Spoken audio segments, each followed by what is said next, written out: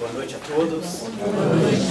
Que a paz do nosso Mestre Jesus, como foi dito aqui, esteja na mente e no coração de todos nós aqui presentes, considerando os encarnados e os desencarnados, né? Porque a gente sabe que a gente não caminha sozinho, né? Às vezes uma reunião como a nossa aqui hoje, nos acompanham, né? Espíritos familiares, né? Que estão em condições de nos auxiliar ou de receber ajuda, né? Então a gente considera não só aqueles que a gente está vendo aqui com os olhos da carne, mas também os espíritos que nos acompanham. Primeiro a gente agradece, né, a casa e a cidade que nos acolhe, né? Até então todos foram muito simpáticos conosco, né? Então a gente pede a Deus que abençoe cada vez mais a cidade e todos vocês pela recepção, tá? O objetivo nosso é grande, né? Porque falar do bom pastor, falar de Jesus, partindo de um ser, né, como nós, né, espíritos imperfeitos ainda, é um desafio, né? Então não é fácil, tá? Então para a gente estar aqui hoje, né, trabalhando com vocês, estudando um pouquinho, porque nós também, como a Maria Vilma falou muito bem, nós somos estudiosos do Evangelho também, né? Eu particularmente, eu sou recente, tanto na doutrina quanto no Evangelho. Eu tenho aí aproximadamente 15 a 20 anos mais ou menos de contato com a doutrina e com o Evangelho. E sempre quando eu penso nisso, eu lembro de Chico Xavier, quando um amigo dele, né, há muitos anos que não via o Chico, chegou para ele e falou: Chico, quais são as novidades, né? Abraçou o Chico, tinha muito tempo que não via, quais são as novidades? E o Chico, com toda aquela mansidão, né, com aquele jeitinho humilde dele, falou assim: não tem novidade nenhuma, somente o Evangelho de Jesus, né? Então se o Chico, né, com toda a capacidade dele, falou que somente o Evangelho de Jesus é novidade, aí eu fico imaginando, no meu caso, né, no seu caso, seus, mas no meu caso, como o Evangelho é novo para mim, né? E toda vez que a gente vai estudar, a gente vai perceber que dá para aprofundar mais, né, dá para crescer em cima do estudo do Evangelho, e principalmente a gente vai perceber que dá para aplicar também, né? Porque eu, preparando um pouco de material para a gente conversar hoje, a gente leu no livro O Consolador, o Emmanuel falando que como que a gente poderia conceituar a palavra salvação, né? Que às vezes a gente vê esse termo, por exemplo, no meio evangélico a gente vê muito o pessoal falando de salvação da alma, salvação e tal. No meio católico a gente vê muito o pessoal falando a ir para o céu, né? E no nosso meio espírita a gente fala em relação à iluminação espiritual, coisa dessa ordem, né? Que simbolicamente é a mesma coisa. E a gente tem percebido que para conseguir alcançar esse reino divino, né? Ou essa paz interior, ou o reino dos céus, como queiram, né? Ou a própria salvação, lá no Consolador o Emmanuel fala que a gente vai conseguir isso na medida que a gente se ilumina espiritualmente falando, né? Aí a gente fica perguntando assim, essa iluminação interior, só de estudar o Evangelho, né, a gente consegue passar por esse processo, né? E a gente tem percebido que não é bem assim, né?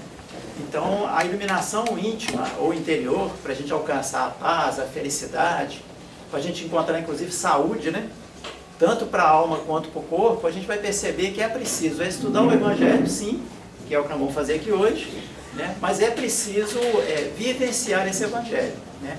E aí vocês vão falar assim: ô João, mas estudar é fácil, né? Pega a Bíblia, pega o Evangelho segundo o Espiritismo e outras obras, outros livros, e a gente vai estudar, ok, né? Como que a gente pode, na prática, vivenciar esse Evangelho para que realmente isso consiga fazer efeito na nossa vida? E a gente vai perceber que no dia a dia, e aí outros autores que vieram depois de Kardec, né, eles vão clareando essa situação para nós, a gente vai perceber que a gente não programa os eventos para a gente aplicar o Evangelho, não, né? Então tem muito espírita que acha que indo na casa espírita no domingo, né, para fazer campanha do quilo, ou na quarta-feira para participar de uma sopa fraterna, ou de uma campanha do pãozinho, né, nas regiões com mais dificuldade, que a gente programando essas atividades, a gente está vivenciando o Evangelho, né, fazendo a caridade, que é algo positivo, com certeza né, e muito, né, a gente precisa dessas tarefas, né? Mas a aplicação do Evangelho, a oportunidade que a gente tem é no dia a dia nosso, tá? Então quando a gente sai daqui de um grupo como esse e chega na nossa casa, e alguém vai, né, e nos ofende de alguma forma, é o primeiro momento, a primeira oportunidade que você tem de aplicar o Evangelho. Tá? Então a gente não aguarda, né, grandes momentos, grandes eventos na nossa vida para poder aplicar o Evangelho, não. É dia a dia mesmo, né? É dia a dia. Quando você chega no trabalho, no outro dia, né, e ocorre uma situação complicada, constrangedora, né, dificuldade financeira da empresa, qualquer coisa dessa ordem, né, você sendo dono ou sendo empregado, né, quando surgem situações desse estirpe, né, é um grande momento que você tem para vivenciar o Evangelho. Né? Vamos pegar um pequeno exemplo do que eu estou falando. Às vezes você está no dia a dia com grandes dificuldades na vida, de qualquer ordem, mas nesse momento que a gente vive, principalmente dificuldades na área das finanças, né? Eu não sei aqui, né, em Piuí como é que está a turma, mas lá em Belo Horizonte a coisa está complicada no aspecto das finanças. Né? Aqui eu não sei como é que é, né? Mas assim, o que a gente aprende com o Evangelho frente a uma situação como essa, né? Jesus, em um momento, ele fala para a gente não ficar ansioso pelo dia de amanhã, né? Porque a cada dia tem o seu mal. Né? Então, quando a gente aprende com Jesus uma situação semelhante a essa, né? E diante da dificuldade que a gente vive hoje, e pensando em Jesus, e a gente se conforta, ou mantém o equilíbrio frente à dificuldade, frente à adversidade, né? Então eu já estou, de uma certa forma, vivendo o Evangelho. Né? E eu não precisei sair de casa, eu não precisei de vir no grupo espírita, eu não precisei de ir na igreja para poder, vamos dizer assim, praticar o ensinamento de Jesus. Foi no dia a dia. Né? E o Evangelho ele fica bonito assim, na medida que você o tempo todo está com ele aqui na mente. Né? Não é ficar de mãos postas no meio da rua, ou lá no trabalho, ou dentro de casa, senão o pessoal vai chamar a gente de doido. Né? Mas assim, estar vigilante, né, e em oração, como Jesus ensinou, é fundamental. Né? Essa palavra vigilante, inclusive, é algo que a gente deveria colocar no crachá e colocar aqui no bolso, né, para a gente estar sempre lembrando. Porque uma pessoa que aprendeu isso com Jesus, né, vigiar e orar, principalmente, né, é uma pessoa assim, que o tempo todo ela está atenta às coisas que cercam ela. Né? Então, qualquer momento, qualquer situação que surja ao nosso redor, a pessoa que é vigilante, né, e mantém o estado de prece, que a gente fala, ou oração, ela está atenta com o que acontece dentro dela em função da circunstância exterior. Né? E ela não perde a oportunidade de se melhorar como pessoa diante disso. Né? Que são as oportunidades que a gente tem nos relacionamentos nossos. Né? Então, o Evangelho a gente pratica, para a gente praticar o Evangelho, principalmente a gente precisa dos outros. Né? O Emmanuel, numa das obras dele, ele fala que a nossa ponte de ligação com Deus chama-se o outro. Né? Então, quando a gente foge das pessoas, foge da luta, né? Foge das pessoas que têm dificuldade conosco, né? Simplesmente você está abandonando uma oportunidade de crescimento. Simplesmente. Né? Aquilo que você poderia, vamos dizer assim, crescer, tendo essa relação com aquelas pessoas, inclusive difíceis, né? Você deixou para depois. Né? E a gente vai perceber o seguinte, que fé, né? Até lá no Evangelho segundo o Espiritismo é bem claro isso, que a fé a gente testa a nossa fé principalmente na dificuldade. Porque quando a vida nossa está toda sob controle, está tudo bem, né? Bolso cheio, saúde, a família tudo tranquila, a gente não consegue dimensionar a nossa fé. Agora, quando a adversidade chega, né, quando uma enfermidade chega na família, por exemplo, é um grande momento de eu, né, exercer a minha fé de verdade. Né, porque aí é que eu tenho que manter o equilíbrio, né, a confiança em Deus. Né, porque uma coisa que a gente acha muito interessante de refletir é assim. Às vezes a gente desespera hoje por causa de uma situação, às vezes uma enfermidade na família, né? Mas amanhã, às vezes a cura está chegando, amanhã, só que eu desesperei hoje, e às vezes tomei uma atitude equivocada na minha vida em função disso. E amanhã já estava programado, né, por mérito ou por misericórdia divina, a cura para aquele familiar nosso. E às vezes num dia anterior, uma semana antes, um mês antes, a gente desespera e às vezes a gente comete alguns atos que depois a gente vai arrepender muito. Quando a gente fala isso, a gente lembra sempre da cura da mulher hemorroíça. Né? Alguém já ouviu falar dessa passagem? Então a cura da mulher hemorroíça é um ensinamento muito grande para nós. Por quê? Ela conseguiu alcançar a cura depois de 12 anos de enfermidade. tá certo? 12 anos, eu fico imaginando nos dias de hoje, né? Alguém com uma enfermidade semelhante à daquela mulher, por 12 anos, tendo que conviver com aquela dificuldade. E hoje seria até muito mais tranquilo, mas naquela época, uma enfermidade desse porte era muito complicado para a mulher. A mulher naquela época era considerada imunda, né? Ela não podia conviver com as pessoas, não podia ficar no mesmo ambiente das pessoas. Onde essa mulher sentasse, ninguém podia sentar depois, tinha que passar por um processo de purificação. Então a gente fica imaginando a dor que essa mulher passou. Mas assim, quando deu, né, o período, completou os 12 anos, ela teve um encontro com Jesus, né, tocou nas vestes dele e alcançou a cura, né?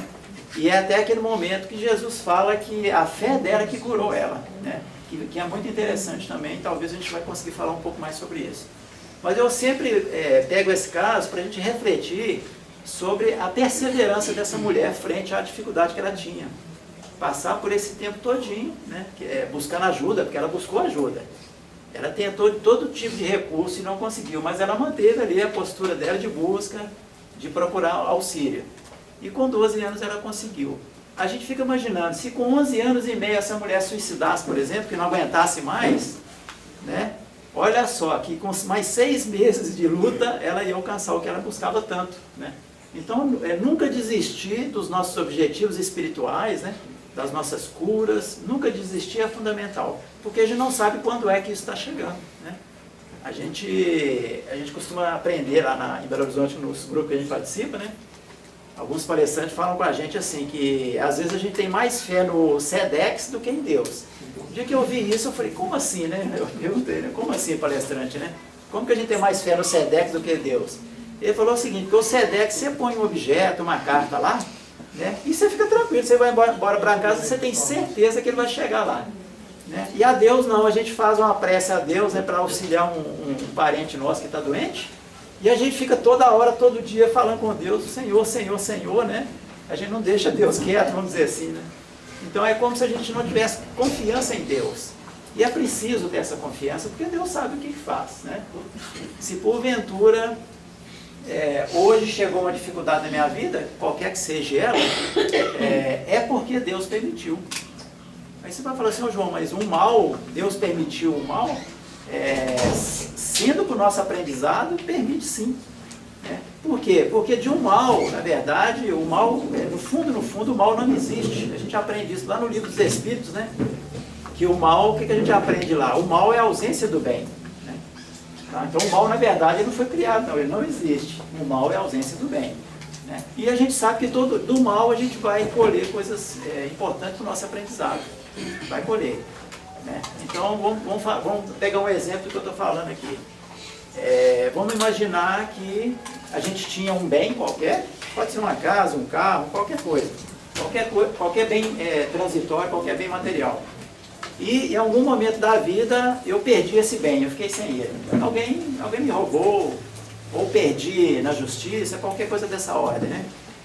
Aí você vai falar assim, ô João, mas isso é muito sofrido, é uma coisa que eu trabalhei, né, para conseguir e tudo, e foi tirado, né?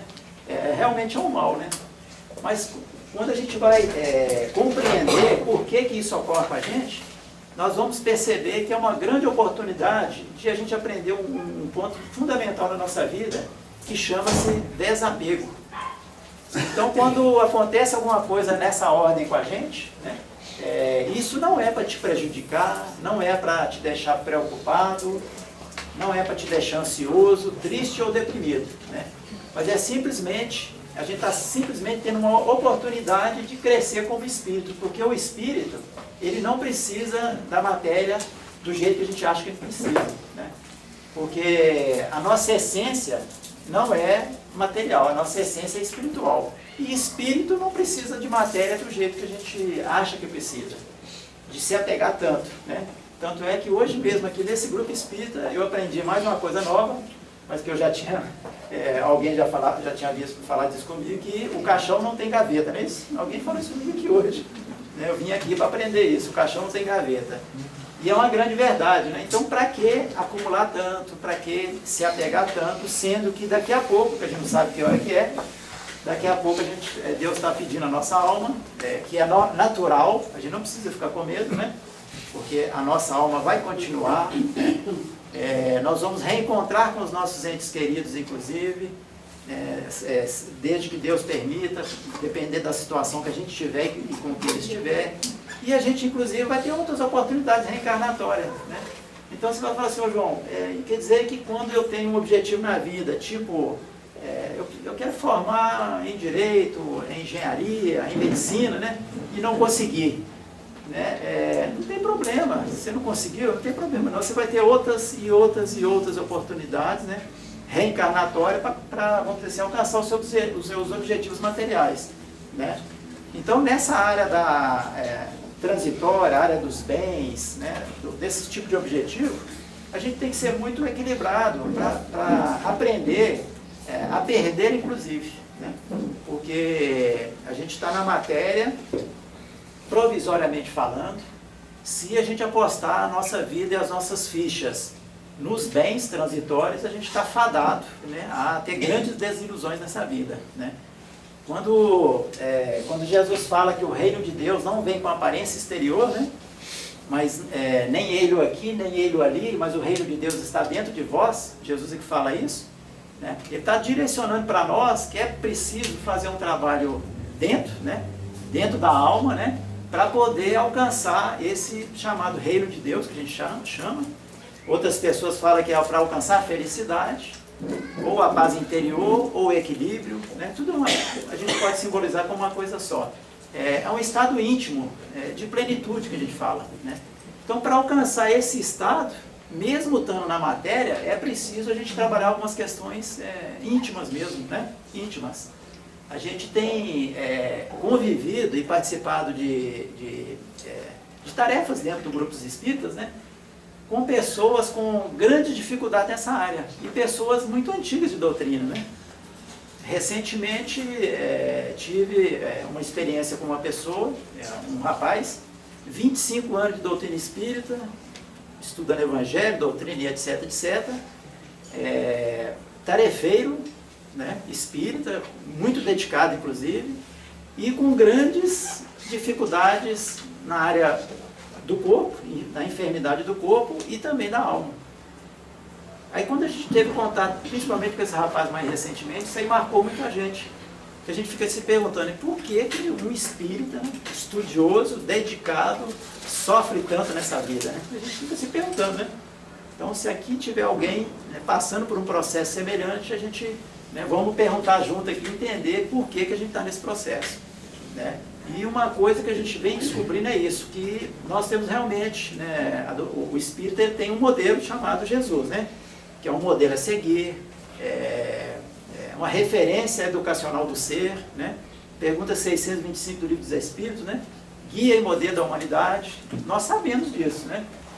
A gente tem estudado Jesus, tem tentado entender o que ele ensinou para nós, utilizando inclusive o conhecimento espírita, né? Porque tem palavra de Jesus que se você não tiver doutrina espírita, você não vai conseguir entender o que Jesus diz, né? Tipo, por exemplo, aquela conversa que Jesus teve com Nicodemos, né? Falando ali que é necessário nascer da carne, né? E do espírito, né? Então é uma conversa assim que se você não tiver vamos dizer assim, um esclarecimento espírita, você fica ali preso naquela letra ali e não vai entender, como Nicodemos não entendeu na época, né? Mas quem já tem um conhecimento, por exemplo, do processo reencarnatório, vai perceber que toda vez no Evangelho que fala água, é bom a gente já começar a pensar sobre questões de reencarnatória, experiências de vida, coisas dessa ordem, né? Então o espírita sabe, né, que existe o processo reencarnatório. Então quando a gente vai passar por situações, como a gente estava falando, provavelmente é um irmão nosso, espírita, né, provavelmente, que tem o conhecimento de fora para dentro, certo? Então, ele sabe das referências, sabe do modelo a seguir, né? Do exemplo de bondade, de humildade, de mansuetude que Jesus ensinou, né? Não só ensinou, mas vivenciou isso, sabe de tudo isso, né? Mas intimamente, de dentro para fora, está faltando alguma coisa. E o que é que está faltando? Aí eu queria só fazer uma pergunta, nós falamos que não ia perguntar não, mas só essa aí para poder quebrar a regra. O que vocês acham que falta para uma pessoa espírita como nós, de muito tempo de doutrina, O que está faltando para essa pessoa para ela poder se reequilibrar e ter saúde física e espiritual? O que vocês acham? Alguém, qualquer um aí pode me ajudar. Vontade? Todo mundo acomodado. Acomodada. Ah, tá. Só recebendo, talvez? Ah, tá. Disciplina. Disciplina. O que mais, gente? Eu quero ver mais pessoas falando aí para a gente aprender. Né? Fé. Determinação, esforço. Esforço. Quem que falou aqui? Determinação. Determinação. O que mais? Vontade, fé, uma fé viva, mesmo. Fé viva. Essa fé viva aí é bacana, né? Fé Fé. viva. Ter olhos de ver, ouvidos de ouvir. Ok. Mas isso parece que, de uma certa forma, existe, né? Ouve-se vê, mas talvez não na profundidade que precisa, né? Então foi lá de reforma isso. Ah, bom, tá vendo? Como é que você chama? Neuza, né? Então a Neuza vai resumir para nós aqui, né, o que vocês falaram com algumas facetas do que ela quis dizer aqui. Na verdade, todos nós precisamos de passar por um processo que a gente chama de autoconhecimento, né? Referência, conhecimento de fora para dentro a gente já tem muito, né? Quando eu cheguei aqui, a primeira coisa que eu perguntei, o pessoal aqui, como é que é o pessoal em termos de conhecimento de doutrina e evangelho? Aí eu ouvi assim, o pessoal aqui estuda demais. Aí eu fiquei tranquilo, não vou aprender lá, não vou falar nada, né? Eu vou perguntar mais, só que eu fui proibido perguntar, seria só uma coisinha ou outra, né? Então eu percebi que eu vou perder a minha oportunidade, porque vocês já conhecem muito. Mas o que falta? Conhecimento a gente tem. A gente estuda direto. Espíritas, chegar na casa do espírita é livro para todo lado, né? Lá em casa, se chegar lá, a mulher já está com raiva de mim, porque é livro criado na cama, não tem jeito. É livro espírita, evangelho, o tempo todo. Então, conhecimento a gente tem. Só que é um conhecimento que a gente chama de objeto de referência, que é um conhecimento que vem de lá. Vem de Jesus, vem de Kardec, vem dos espíritos superiores, né? Santo Agostinho, São Luís, né? Todo mundo falando com a gente o que é bom, o que é preciso fazer para a gente poder progredir nessa vida. Mas, por outro lado, a gente tem tudo isso na mão, mas a gente não se conhece, a gente não se vigia, né? E às vezes a gente toma algumas atitudes na vida por falta de vigilância e falta de conhecimento, que depois a gente fica, às vezes, a reencarnação todinha para poder consertar isso, porque a gente não se conhece, né? E uma das coisas que a gente tem aprendido, né, fazendo trabalho de autoconhecimento, é que nós passamos pelos reinos, né? Os reinos, como é que a gente chamaria? Os reinos evolutivos, né? Inclusive estagiando no reino animal, né? Onde a gente aprendeu algumas coisas relativas ao instinto de preservação e coisas dessa ordem, né? Então tem momento da nossa vida que, se a gente não se conhecer, não ficar atento, não se vigiar, a gente se torna inclusive um animal. E a gente tem atitude de animal, inclusive, né? Pior do que muito animal, né, que está ainda nesse reino. Mas por quê? Porque a gente não se conhece. A gente vive a vida, né, baseado em conhecimento exterior, né? A gente até faz caridade, né, porque o espírita, né, ensinaram para nós que fora da caridade não tem salvação, não é isso? Então a gente quer fazer caridade de tudo quanto é jeito, né? Tem gente, inclusive, que limpa a casa dele, né? Fica sem nada lá, começa a ter problema com a família, porque tinha que doar tudo para o semelhante, né? Quer dizer, já é um desequilíbrio, né? Então a caridade, eu aprendi uma vez, que a caridade precisa de ser moralmente correta. O dia que eu ouvi isso, eu falei, como assim, né? A caridade tem que ser moralmente correta. Porque a caridade tem que ser feita de forma equilibrada. Né? Se eu auxilio um irmão que está precisando de alguma coisa aqui, tirando do outro que precisa também, tem um troço errado, né? Se eu faço caridade sofrendo, né, também tem um troço esquisito, porque o amor à caridade tem que fazer bem para a gente, não fazer a gente sofrer. E a gente vê no meio espírita, nas tarefas, pessoas altamente desequilibradas, inclusive ofendendo o parceiro de trabalho. E a gente fica se perguntando, que caridade é essa, né? Você faz caridade para o, vamos dizer assim, para o carente e maltrata aquele que está do seu lado ali, ou então maltrata a família, às vezes, né? Então a gente vem percebendo que a caridade, ela precisa de começar primeiro com a gente. Quando a gente desencarna, inclusive, não é perguntado para nós como foi a vida do outro, por exemplo? Não vai perguntar. Como é que você chama? George. Não vai perguntar para o George ali como é que foi a sua vida com o George, por exemplo. Mas vai perguntar para a gente, fala assim, e aí, você como espírito, né, progrediu nessa ou naquela área? Vai ser perguntar para nós, né, o que a gente fez com o outro, não. Então, a caridade ou o amor que Jesus prega, esse bom pastor, que é o tema da semana, né? Essa caridade, esse trabalho de amor, aí precisa de começar com a gente, né? Então, a primeira coisa que eu vou precisar de fazer, isso eu não estou falando João Batista, experiência minha não, estou falando de leitura mesmo. Vou citar um livro ali que vou deixar como referência para o que a gente está falando, além das obras básicas e das obras subsidiárias do Emmanuel, né? Então eu trouxe um outro para mostrar para vocês depois. Mas o primeiro trabalho que eu vou fazer é comigo, autoavaliação, autocrítica, diante das circunstâncias que ocorrem ao nosso redor. Então, vamos pormenorizar um pouquinho isso aí. Quando alguém, no trato com o semelhante, quando alguém nos ofende, né, a gente tem duas saídas. A gente tem duas saídas. Embora é uma saída. Mas a gente não sugere isso não, a gente sugere ficar, né? Ficar e aprender, né? Que é a outra saída, né? Então, diante de uma ofensa, o que a gente vai observar?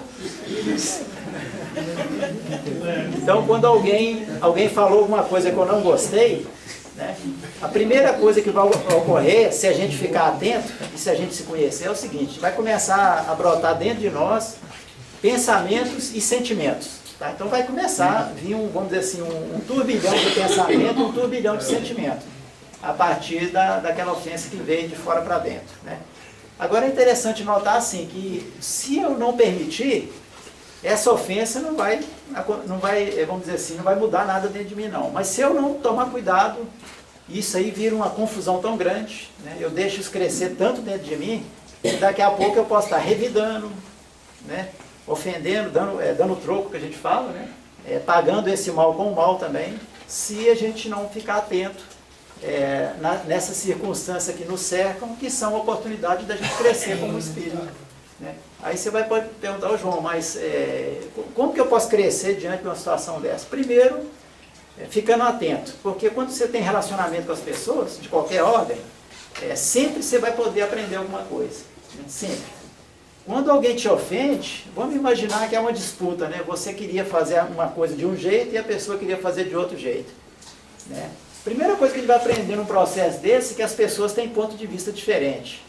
E a gente, orgulhosos como a gente é e vaidosos como a gente acha que só o nosso ponto de vista que está certo, né? Eu não sei com vocês, mas lá em casa é desse jeito. Né? Lá em casa, assim, um quer uma coisa, outro quer outra, e o terceiro quer outra coisa, e para conciliar tudo isso é muito difícil, né? Mas a gente tem aprendido que nem sempre a nossa vontade vai ter que prevalecer. Existe um outro lado também, que é preciso notar, né? É preciso saber que existe, né? E às vezes essa pessoa que está do outro lado, ela pode te ensinar muito, se você tiver ouvidos de ouvir e olhos de ver, né? Se a gente for trabalhar um pouquinho de humildade dentro de nós, a gente vai dar a oportunidade do outro falar, né? Coisa que normalmente a gente não deixa, né? A gente não deixa. Eu sou muito observador, principalmente agora. Normalmente num diálogo as pessoas não deixam o outro falar. É sempre um que fala. Quando o outro vai falar, a gente interrompe. Né? Ou seja, é só a gente que sabe, o outro não sabe nada. Né? E quando isso acontece, a gente fica com raiva, né? Você só quer falar e o outro, não, deixa eu falar um pouquinho, né? Deixa eu te explicar o que está ocorrendo. E se o outro não permite, a gente fica com raiva, e daqui a pouco essa raiva nossa, que a gente chama de sentimento ou emoção, né? Ela é alimentada pelo pensamento nosso, e isso aí, uma coisa vai alimentando a outra, e daqui a pouco esse troço toma uma proporção tão grande que você começa, inclusive, a adoecer, você vai ficando doente. Eu tenho um exemplo que a gente conviveu e conheceu. É uma senhora dona de um salão, a sobrinha trabalhava com ela, né, e essa sobrinha, de alguma forma, começou a querer tirar vantagens ali de ser sobrinha, né, e trabalhar no salão da tia. E aí houve um desentendimento, né? E a tia pôs essa sobrinha assim para fora do trabalho e a relação das duas ficou muito complicada. E esse negócio cresceu tanto, foi crescendo, né? Raiva, pensamento, que essa senhora que é espírita, né? Olha só que tinha que ser espírita, né? Tinha que ser espírita. Essa pessoa pediu ajuda no grupo que a gente frequenta porque ela estava altamente doente do coração. E ela já tinha feito operações, remédios, né? A mulher não aguentava mais abrir a região dela aqui para tratar do coração, já não tinha jeito mais. Pediu ajuda no grupo espírita e o que foi sugerido para ela? Primeira coisa, atendimento fraterno. Né? Porque normalmente quando a pessoa chega no grupo doente ou pedindo ajuda, a gente já manda ela para o tratamento já. Só que normalmente essa pessoa, a primeira coisa, ela precisa de conversar. E na conversa que foi tido com ela, né, foi começando a tentar levar ela lá nas causas que fez ela adoecer. E foi chegado exatamente na desavença dela com a sobrinha. E foi isso, como que a gente foi caminhando nesse processo? Quando a gente perguntou para ela, como é que chama mesmo a sua sobrinha? Aí ela falou assim, eu não falo nem o nome dela. Aí quando ela jogou essa informação, aí a gente, opa, né? O Espírito da falou, João, a equipe, né, de atendimento, ó, a situação está por aí. Né? Então uma das sugestões que foi dada a ela é que, a partir daquele dia, daquela conversa, que ela começasse a orar pela irmã. Pela sobrinha. E começar a falar do nome da sobrinha, né? Fala, ora por ela. E lembrando o ensinamento de Jesus, né? Amai os vossos inimigos, né? Bendizei aqueles que vos maldizem, né? Não é isso? Orai por aqueles que vos maltratam e fazei bem aqueles que vos perseguem e vos odeiam, né? É assim que Jesus falou para tratar os inimigos. Então foi sugerido para ela na hora, né? Orar pela sobrinha, né? Se tivesse que falar da sobrinha, falasse o bem, porque todas as pessoas têm coisa boa também a ser falada, né? A gente fica só realçando o lado negativo das pessoas, mas e o lado positivo que todos nós temos, né?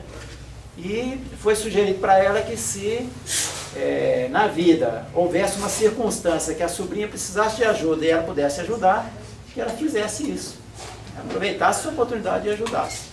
E isso aí foi, né, foi uma orientação que foi passada para essa senhora, e ela continua a vida dela ali no grupo espírita, fazendo o tratamento, né, e provavelmente fazendo as mudanças necessárias na vida dela.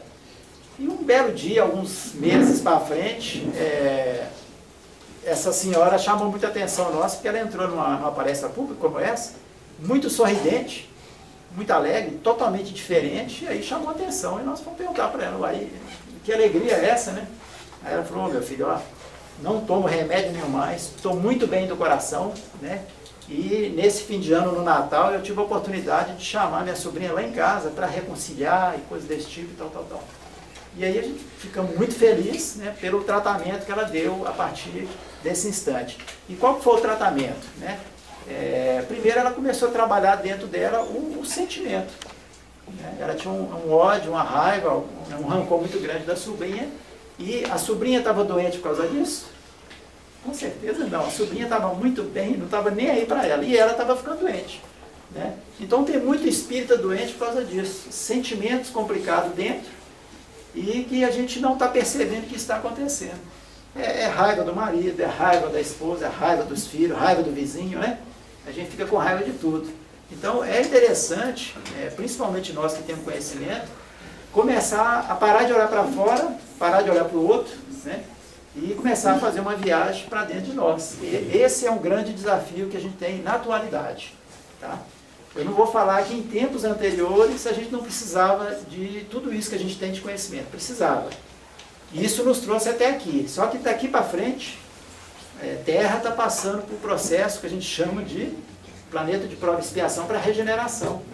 Então, quando Jesus fala no Evangelho que nós somos os trabalhadores da última hora, ele está falando uma grande verdade para nós nos dias atuais. Né?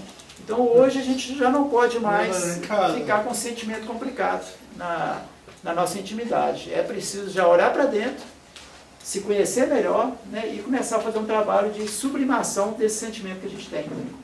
Aí você vai falar assim, ô João, mas é negar, né? É negar isso que a gente tem dentro, né? todos esses sentimentos que nos trouxe, inclusive, até aqui, não. Né? Os especialistas nessa área, os espíritas mais estudiosos da intimidade do ser, eles nos ensinam que a gente não nega aquilo que nós temos na alma, não, aquilo que nós temos na nossa essência, esses aprendizados. Porque isso tudo é que nos trouxe até aqui. Né? Só que a partir de hoje a gente já tem que começar a sublimar isso, sublimar. A gente tem que fazer isso aí, mudar de patamar. Para isso que Jesus veio. Né? Hoje já não se admite mais olho por olho, dente por dente. Isso é coisa antiga. Isso é desde a época de Moisés que a gente aprendeu que é olho por olho, dente por dente. Né? Hoje a gente aprende que se alguém faz um mal para mim, eu tenho a obrigação de devolver com o bem. Né? Porque aí eu estou contribuindo para que esse planeta nossa se torne um mundo de regeneração. Né? Então a gente já tem que ter um procedimento diferente. Só que para fazer isso, ter atitudes como essa no nosso dia a dia, a gente tem que ficar atento com a gente. Porque se deixar o animal, né? O animal vem, toma conta, pensamento e sentimento toma conta do nosso ser e a gente é comandado por eles. E é isso que eu tenho aprendido muito e tenho refletido muito sobre isso. O pensamento e o sentimento nosso, eles costumam nos comandar. Só que nós somos muito maior do que eles. Nós somos espírito, né? Nós somos espíritos imortais, né? E aí eu queria até confirmar com vocês, o espírito ele é imortal ou eterno? O que vocês acham? Imortal. Imortal? Alguém acha que é eterno? Eterno aqui. O que mais? O espírito é imortal ou eterno? A turma lá de trás pode se manifestar também. Eterno só Deus. Eterno só Deus? Muito bem, muito bem. Ok. Por que nós fizemos essa pergunta? E isso é um ponto fundamental, né, para o nosso entendimento de nós mesmos. Né? Eterno, realmente é Deus, né? Porque o que é eternidade? É aquilo que não teve início e não tem fim. Isso é eterno. Mas nós tivemos um início, nós somos criados num determinado tempo, momento, né? Só que a partir da criação do nosso espírito, aí sim nós somos imortais. A gente não morre mais, ok? Isso é doutrina espírita, né? Livro dos Espíritos, o estudioso ele tem que ter essa certeza. Imortal eterno é Deus. E nós somos imortais. Né? E nós, como seres imortais, espíritos, princípio inteligente do universo, nós é que temos que comandar os nossos pensamentos e as nossas emoções ou sentimentos. E não ser comandado por elas. E a gente só consegue fazer isso quando você fica atento nas coisas que vai surgindo de dentro, diante das circunstâncias que nos cercam. Né? Jesus, quando foi crucificado, né, Jesus, o bom pastor, quando foi crucificado, vocês lembram na prece que ele fez a Deus, o que ele falou? O que ele falou lá? Pai, o que mais? Isso, perdoa-lhes, né? Perdoa-lhes, eles não sabem. Isso. Aí a gente fica imaginando, né, a gente diante das pessoas que fazem mal para nós, de qualquer forma, né? Se a gente pensasse assim também, seria tão bom, né? Pai, perdoa-lhes porque eles não sabem o que fazem. Então, por exemplo, quando alguém faz um mal para mim, com certeza absoluta, é uma pessoa que é ignorante das questões espirituais. Porque se ele soubesse o que ele estava fazendo, ele não faria. Então, a gente, quando está nesse processo ainda de ignorância, Deus nem leva isso em consideração. Tá? Quando alguém toma uma atitude equivocada de forma sem conhecimento, isso aí tem vários atenuantes para esse processo. Né? Agora, se eu, por exemplo, nós espíritas, se a gente tomar uma atitude e do jeito que a gente conhece das coisas, a cobrança é grande em cima de nós. Né? Tem um amigo nosso que costuma brincar com isso, que ele fala assim, que é espírita de muitos tempos, né? Muito conhecedor, é um mestre para nós, inclusive. Ele fala que ele, quando ele pensa em fazer alguma coisa negativa, a duplicata de cobrança chega antes para eles, antes dele fazer. Porque é uma pessoa que tem muito conhecimento. Você não pode nem pensar em errar. Você pensa em errar, a cobrança já vem, que é o caso nosso. Tá? Mas se a gente ficar atento, né, vigilante, manter o estado de prece que a gente chama, a gente consegue ficar atento ao que está ocorrendo dentro de nós, frente às circunstâncias, frente às relações que a gente tem com as pessoas e com o mundo.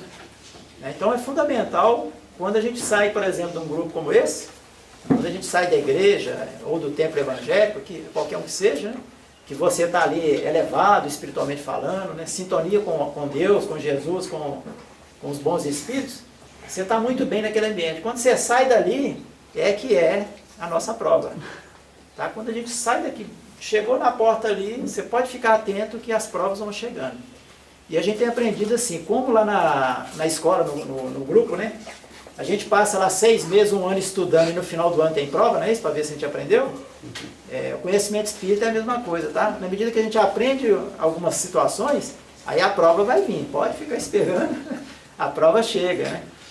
Se a gente aprendeu que é preciso ser manso, né? Porque se Jesus é o bom pastor e a gente se coloca na condição de ovelha, vamos dizer assim, né? Então se a gente já aprendeu, está trabalhando as questões da mansuetude, né? E da submissão, por exemplo, né? A gente aprendeu que isso é bom, que isso é interessante, né? Isso vai trazer saúde para nós, vai trazer equilíbrio. Fique tranquilo que vai chegar uma aprovação. Vai chegar. Então é só esperar o momento. Então a gente tem que estar o tempo todo vigilante, vigiar e orar o tempo todo, né? Não é só dentro do templo, não. Principalmente lá fora, principalmente. Aqui dentro a gente está muito bem protegido, né? A espiritualidade cuida de um ambiente desse, muito antes da gente imaginar vir para cá, eles já estão cuidando, saneando o ambiente, né? Agora, quando a gente sai lá no dia a dia, é que vem os grandes desafios, né? E isso é negativo, isso é ruim? Pelo contrário, né? É para a gente saber em que nível que a gente está. Prova vem para isso, né? Para a gente definir em que nível que eu estou nessa ou naquela situação, né? Se eu já sou uma pessoa trabalhando mais a humildade, a paciência, né? E uma coisa que depois que eu aprendi, eu sempre recomendo, né? Não peçais paciência para ninguém. Para Deus não, gente. Se pedir paciência, aí vem os testes para testar, né? Que nível de paciência que a gente está tendo. Então não pede não, nas orações, Senhor, me dá paciência para, né? Para relacionar com aquele ou aquele outro fulano ali, não pede não, porque as situações chegam mesmo para a gente, para testar e ver como que a gente está nessa área aí. Tranquilo, gente? Está complicado ou está dando para acompanhar? Está tranquilo, né? Deixa eu só ver uma situação aqui. Eu peguei uma lição do livro Pão Nosso, que a maioria conhece, né? O livro Pão Nosso, psicografia do Chico Xavier, Espírito Emmanuel, a lição 115. E só para reforçar o que a gente está falando, né? Porque às vezes a gente fala com a nossa linguagem e às vezes as pessoas ainda ficam com dúvida. Não, será que é isso mesmo? O João está falando isso? De onde que ele tirou isso, né? Então a gente vai ver uma lição do Emmanuel, a lição 115, o título dela assim, é A Porta. Eu vou ler e a gente vai pontuando algumas coisas que a gente achou interessante e que reforça o que nós estamos falando, né? O versículo que ele comenta não é o versículo que foi pedido, no nosso caso aqui. Foi pedido para a gente trabalhar o versículo, capítulo 10, versículo 14 a 16 de João. E esse caso aqui é um comentário do versículo João 10, 7, mas que tem tudo a ver com o que a gente está trabalhando. O Emmanuel fala assim, o primeiro versículo. Tornou, pois, Jesus a dizer-lhes, em verdade vos digo que eu sou a porta das ovelhas. Tá? São palavras de Jesus, né? Citado no Evangelho de João, capítulo 10, versículo 7. E o Emmanuel vai comentar assim, não basta alcançar as qualidades da ovelha, quanto a mansidão e ternura para atingir o reino divino. Então muitos de nós já está conseguindo ter uma certa mansuetude, a gente já está trabalhando isso, né? Se controlando mais, então já é um ponto positivo. Mas não basta, o Emmanuel está falando que não basta. É necessário que a ovelha reconheça a porta da redenção com discernimento imprescindível e lhe guarde o rumo, despreocupando-se dos apelos de ordem inferior a eclodirem nas margens do caminho. Então o que o Emmanuel está falando? Apelos de ordem inferior vão surgir na nossa caminhada, né?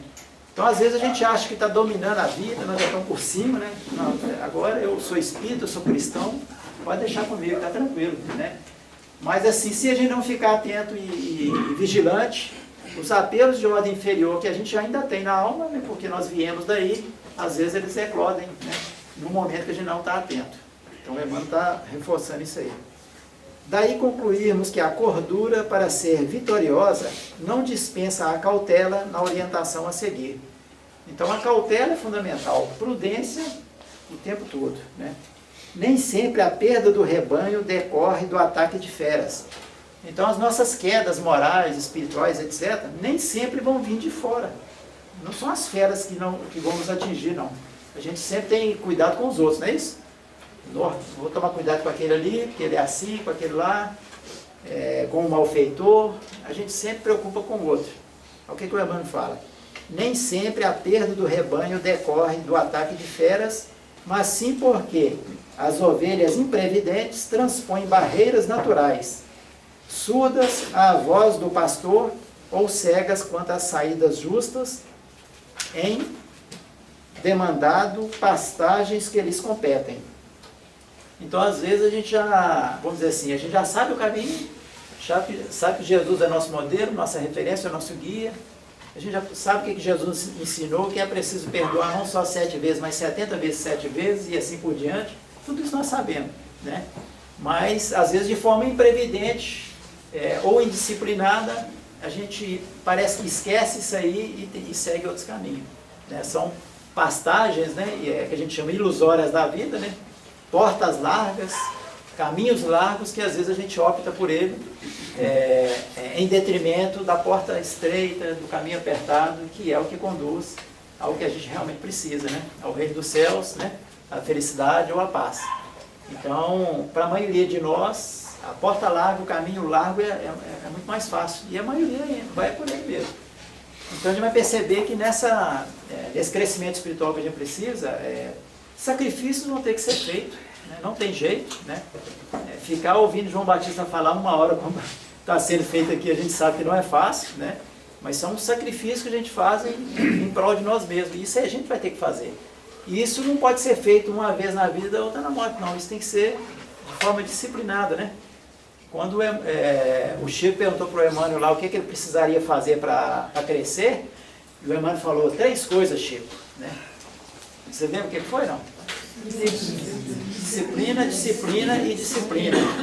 Então, se a gente quer alcançar alguma coisa na área espiritual, realmente não tem como ser sem disciplina, sem trabalho, sem estudo, sem mudança interior. Não tem jeito, tá? Jesus não vai poder fazer esse trabalho por nós. Jesus veio, ensinou, né, exemplificou tudo que ele ensinou, deixando o caminho para a gente poder percorrer. Mas essa caminhada tem que ser nossa, né? E a gente sempre lembra, né, dos filhos, normalmente, que, né, confiam muito nas preces da mãe ou do pai, né? Ou às vezes de um avô, da avó. Os filhos ou os netos que falam assim: ô mãe, já que você vai lá, podia orar por mim lá, né? Ou leva meu nome, né? Isso é válido? Com certeza absoluta, né? Prece intercessória a gente sabe que é muito forte, é fundamental, principalmente dependendo daquele que pede, né? E se houver merecimento daquele que também está fazendo a solicitação. Mas a gente vai perceber que essa caminhada ela é individual. A mãe não vai poder fazer pelo filho, né? O pai não vai poder fazer, o avô, a avó não vai poder fazer pelo filho. Então cada um de nós tem que palmilhar passo a passo desse caminho, né? E isso é muito interessante porque isso vai dando para a gente o que a gente chama de responsabilidade nos nossos erros, mas também vai dar mérito nos acertos, né? Então quando a gente crescer em alguma coisa na área espiritual, a gente vai falando: ó, foi mérito meu, eu lutei por isso, eu trabalhei, né? Por isso que eu estou alcançando essa graça, por exemplo, ou uma situação favorável, né? Porque eu fiz jus, eu fiz por onde, eu batalhei, né? E isso dá uma força muito maior para você continuar enfrentando outro desafio, outro e outro, né? E a gente vai pensar, principalmente quando a gente vê, né, num ambiente como esse aqui, pessoas jovens, né? Tem os mais maduros, né? Tem alguns mais maduros como eu aqui, né? E tem muitos jovens aqui, e a gente fica muito feliz porque a gente sabe o seguinte, que a juventude vai passar? Com certeza absoluta, né? Hoje quem é jovem, amanhã já vai ser idoso, né? A enfermidade, né, ou melhor, a saúde vai passar? Hoje a gente está bem fisicamente, a saúde está perfeita, a enfermidade vai vir? O que vocês acham? Vai vir para todos. A velhice vai vir? Vai vir. Né? As perdas dos bens vão chegar para nós? Para todos, inclusive, não é para esse ou para aquele, não. Todos nós vamos perder, né, a saúde, né? Vamos perder os bens, vamos perder a mocidade, a beleza, tudo isso nós vamos perder, né? Então, o que a gente precisa de cuidar? Cuidar do espírito, porque essas partes aí, é natural que isso aconteça. É um processo da vida, né? Mas não é para deixar a gente triste nem desanimado, não. Né? Mas é para a gente buscar conquistas, vamos dizer assim, espirituais, porque essas ninguém tira da gente, não. Né? Então, quando você trabalha qualquer aspecto espiritual e consegue já vencer uma dificuldade íntima que você tem, ninguém te tira mais isso. Acabou, ninguém tira. Né? Porque são conquistas que a gente chama eternas, né? Eternas. Vai ficar com você para sempre. Né? E elas não assim, e elas são somadas, né? Então hoje nós estamos conversando com o irmão, como é que você chama mesmo? Deusmar. Deusmar, né? Nós estávamos conversando com o Deusmar aqui, a gente estava comentando sobre aquelas crianças que já reencarnam, né? Com dons, né? Dons do cântico, toca piano e etc. Com grandes dons, né? Artísticos às vezes, né? Ou um dom da fala perfeito, às vezes, né? Às vezes tem jovens espíritas aí que falam que é uma beleza. Né? Quem somos nós para fazer frente com essa meninada de hoje, né? Espírita, né? Mas isso é, vamos dizer assim, isso veio de graça para eles? Veio não, isso são conquistas do espírito, né? Vidas passadas lutaram para poder conquistar, por exemplo, né, um desenvolvimento maior da área da inteligência, principalmente fazer um bom uso dela, né? Porque todos esses talentos que a gente reencarna com eles, se a gente fizer bom uso, né, esses talentos vão ampliar em vidas futuras. Mas se eu fizer mau uso de um talento que eu tenho, por exemplo, da inteligência, próxima reencarnação, com certeza absoluta, eu vou vir com restrição naquela área. Né? E aí é para a gente ficar com raiva porque tem alguma dificuldade de memória? Não. Né? O seu próprio corpo está te falando na área que você tem que tomar cuidado. Né? Então o nosso corpo, as nossas tendências, né? Os nossos sentimentos complicados que tem dentro, eles falam muito para nós daquilo que a gente é, daquilo que a gente se tornou durante as nossas existências. Né? Então é interessante esse trabalho de autoconhecimento, você vai perceber muito. Né? Então, quem tem muita dificuldade, o Emmanuel, no livro Consolador, ele fala que, não é no Consolador? Não é Consolador não. Ele fala o seguinte, que os médiuns, né? E aí a gente até pergunta, né? Aqui tem algum médium? Aqui tem? Só levantar a mão, não precisa responder. Tá cheio. Tem algum médium aqui? Todos. Ah, bom. Eu pensei que ia aparecer todos, né? Isso. No livro dos médiuns a gente aprende o seguinte, que médium é todo aquele indivíduo que sofre num grau qualquer a influência dos espíritos. Só por esse fato ele já é médium. Então todos nós aqui nós somos médiums, a gente recebe influência dos espíritos, então nós somos médiums, né? Alguns num grau maior, outros num grau menor, dependendo do compromisso que a gente tem nessa área, né? Mas não é isso que eu queria dizer, não. Eu queria dizer o seguinte, que o Emmanuel, numa das obras dele, ele fala o seguinte, que a generalidade, ou a maioria dos médiuns, né? São indivíduos que no passado fizeram mau uso da inteligência, do poder, da autoridade e coisas dessa ordem. Das finanças, a maioria dos médiuns, né? Principalmente o médium mais compromissado, muito ostensivo. Eu estou falando não, senão vocês vão ficar com raiva de mim, fica com raiva do Emmanuel, tá, gente? Mas o Emmanuel que fala que, na generalidade, a maioria, né, são indivíduos que no passado fizeram mau uso da inteligência, da autoridade, das posses, coisas dessa ordem. Então, quando a gente vai se conhecendo e percebendo, né, a dificuldade, os compromissos que a gente tem, então a gente deveria, né, agradecer muito a Deus, né, pela nova oportunidade que Ele está nos dando, de ter uma ferramenta como essa chamada mediunidade, por exemplo, para poder resgatar o nosso passado culposo. Né? Então, o médium muito ostensivo hoje, que tem uma mediunidade, vamos dizer assim, muito compromissada, né? Que tem que estar trabalhando o tempo todo, porque senão ele fica todo desequilibrado, né? Não é de reclamar e de sofrer isso, mas sim de agradecer. É uma ferramenta que a gente tem, né? De, através do trabalho da caridade, tanto com os encarnados quanto os desencarnados, a gente resgatar o nosso passado complicado. Né? Então, tudo é para agradecer. Tá? A mediunidade, que às vezes é doída, às vezes, né? A gente sempre lembra de Ivone Pereira, né? Quase 60 anos de mediunidade, com grandes dificuldades, mas ali lutou até quando Deus pediu a alma dela. Então a gente vai vendo grandes exemplos que a gente tem no nosso meio espírita, de pessoas dedicadas à causa, né? mas compreendendo o porquê. Porque se você passar pela vida sofrendo a vida, é uma coisa, se você compreender a vida é outra, né? Aí a gente não vai perder a oportunidade e vai acertando sempre. Parece que alguém ia fazer um comentário? Não, né?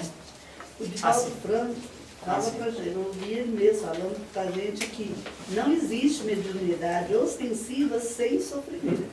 Pois é. Que todas só vêm igual você falou, né? Nós estamos quitando, né, muitos débitos de vidas passadas e com certeza esse sofrimento que nós estamos passando, nós já provocamos em alguém. Com São oportunidades. Com certeza.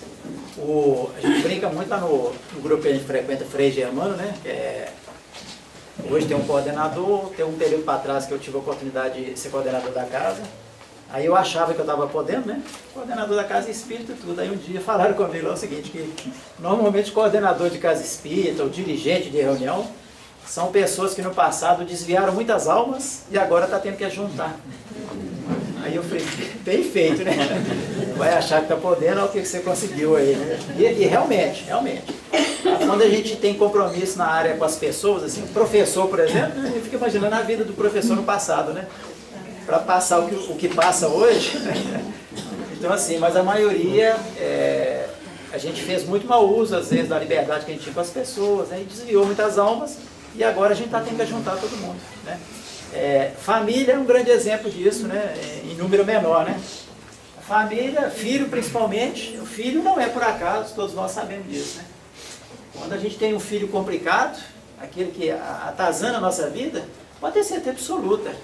Não é ele que é o problema, não é você, porque você que deve a ele está te cobrando simplesmente isso aí, né? E a gente vai ter que ter toda essa capacidade de suportar, de amar mesmo, né? De pedir perdão a ele, inclusive, né? Por um mal que a gente fez no passado. Então, o filho complicado de hoje não é por acaso, né? Às vezes a relação, vamos dizer assim, homem e mulher, às vezes existe situações ocasionais, né? Mas filho não, filho quando vem é nosso mesmo, é compromisso de passado, e a gente inclusive concordou, antes de reencarnar, de receber esse irmão, né? E por outro lado eu queria pegar um pouquinho também no que é dos filhos, né? Porque tem muito filho hoje que não tem a mínima gratidão nem com o pai, nem com a mãe, porque acha que o pai e a mãe fazem muito pouco por eles, né? E aí um dia desse a gente ouviu um filho falando o seguinte, que se só do pai e da mãe ter recebido ele nessa vida, ele já é muito grato, porque o pai e a mãe não precisavam fazer mais nada por ele. Só de ter recebido ele e abandonado ele já seria bom demais, porque estava tendo a oportunidade de uma vida, né, como a gente tem hoje, e é muito boa, né? Depende de como a gente olha a vida, né? A vida é muito boa. Então, nenhum de nós que foi abandonado ou maltratado por um pai e pela mãe deveria ficar triste por isso, mas sim agradecer, porque essa mãe e esse pai, só de ter recebido, já foi uma grande caridade. O Haroldo Dutra fala, né, disso.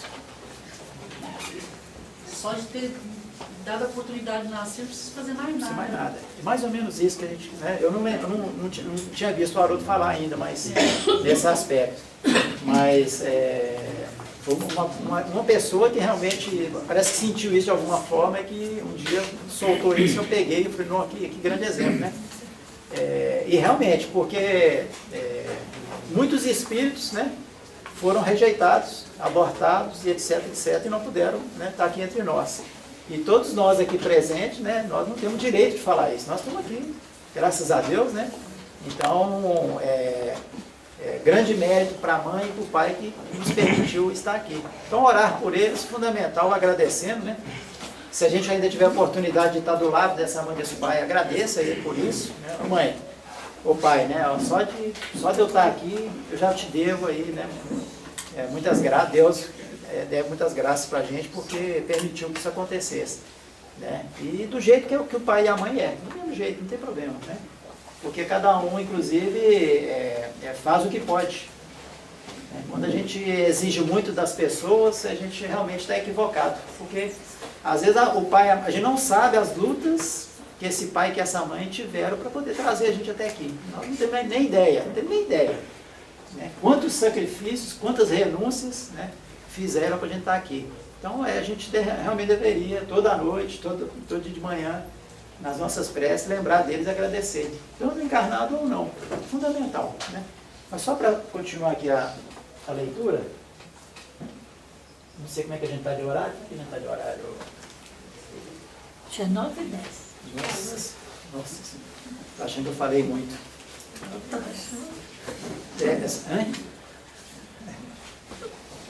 A Rosana é minha esposa, gente, lá no Frei Germano, ela é que faz esse papel. Sabe? Ela olha para mim com cara feia quando o horário estourou, mas hoje ela ficou atrás do senhor ali, não consegui ver ela. Só para finalizar com a lição do Emmanuel, quantas são acometidas, ele está falando das ovelhas, né? De inesperado pelo lobo terrível, porque fascinadas pela verdura de pastos vizinhos, se desviam da estrada que lhes é própria, quebrando obstáculos para atender a destrutivos impulsos. Ele está falando de impulsos, então a gente está falando para a gente tomar cuidado com as nossas reações, esses impulsos intempestivos que a gente tem, né? Tomar cuidado.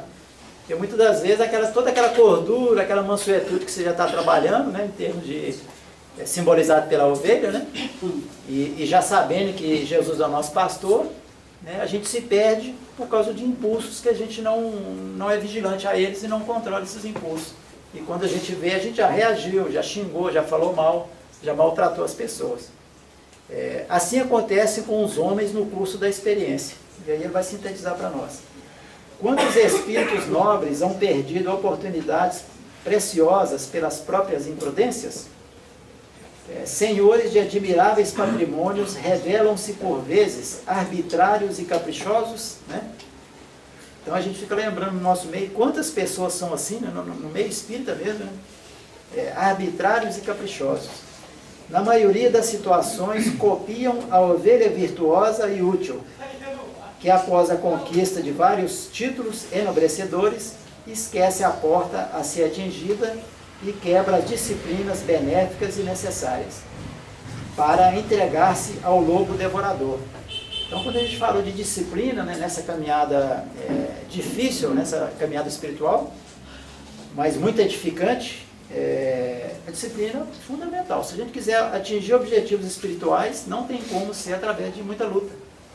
As palavras de Jesus são belas, ele é o exemplo do sacrifício em pessoa, né? Ele fez de tudo para poder ensinar a gente a lei de amor, mas as palavras dele, além de belas, elas deixam para nós, vamos dizer assim, um exemplo de trabalho. Não tem como ser sem trabalho. Na ociosidade a gente não vai receber nada.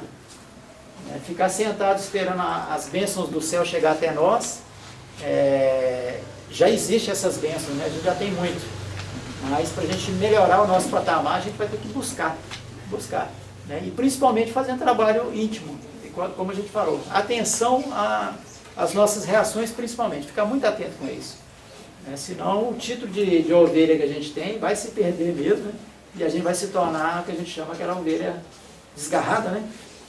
E é complicado, né? Ser ovelha desgarrada é muito complicado, é muito sofrido, né? Tinha outras coisas para a gente falar, mas agora já está em cima. A gente queria agradecer a vocês pela paciência de nos ouvir, né?